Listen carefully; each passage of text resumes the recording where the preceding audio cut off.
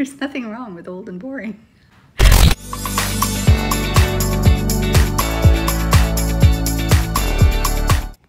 Hi everyone, I'm talking to you about the difference between ingredients and formulations and how you can really know what is in your skincare or makeup product. Ingredients versus formulations versus what you should really be looking at in terms of choosing your skincare or beauty product. What really matters, what's kind of hoopla, what's valid, some of the difficulties. And a lot of this I'm actually taking from the Beauty Edits article where they interviewed me, which is really, really cool. So pick it up. I'll be doing a longer format video, and then I'll be chopping it up into smaller videos as well for easier digestion, because some of the stuff is complicated.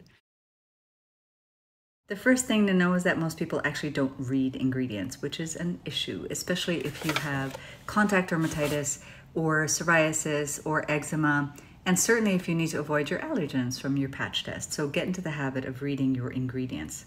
The problem is, however, ingredients don't necessarily tell you the full story. Most FDAs will have a requirement to list ingredients from most to least, but that's not always true.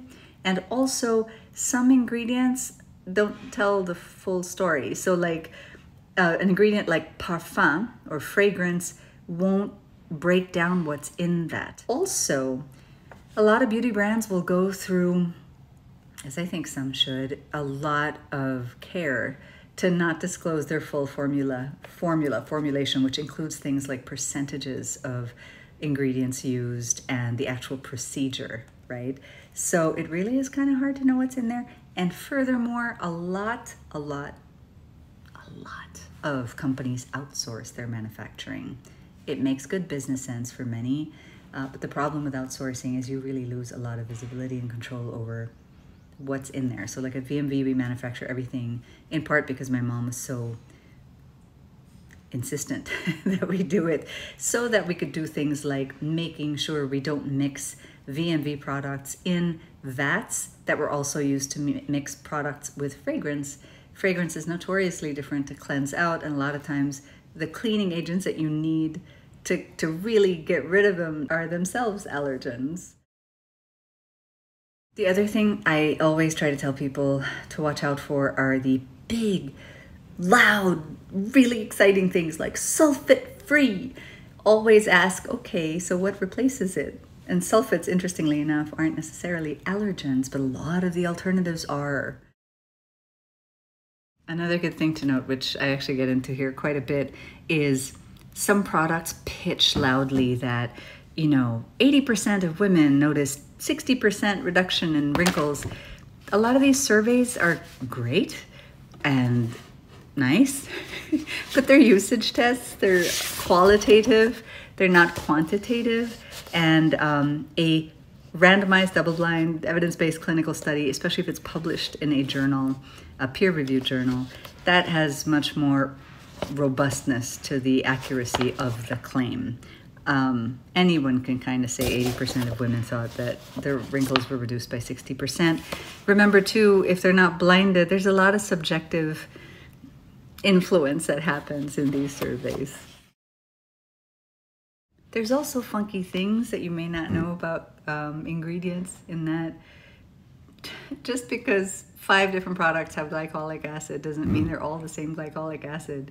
Some might be diluted, so they can go up to 10%, 15%, 20%, because the actual concentration of the actual active is much, much lower. It's quite diluted, and then you have to ask, what's it diluted in? Or green tea. There's like a really safer green tea that doesn't use any kind of bleaching or preservative in the raw material, but it's brown, so it makes the product look a little funky.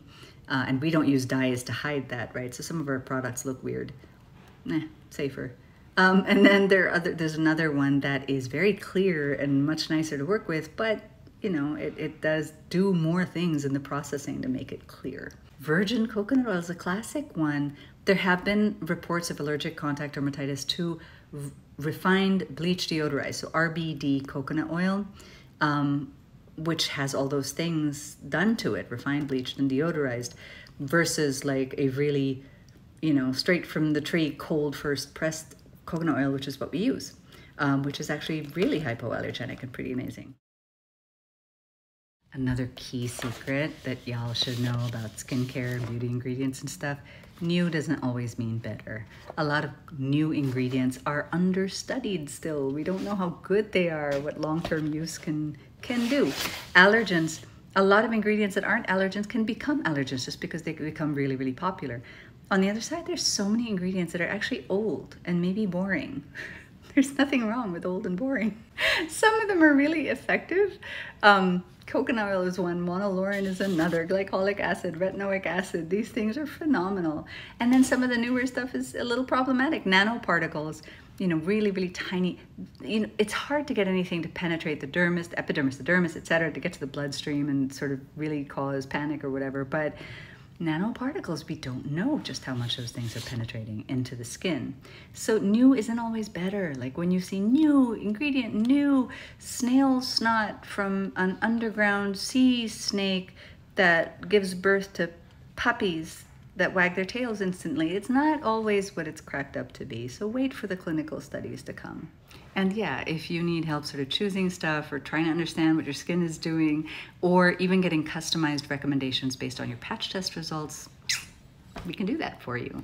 VMVHypoallergenics.com or VMVHypoallergenics.ph, and on our social media. Take care. Bye.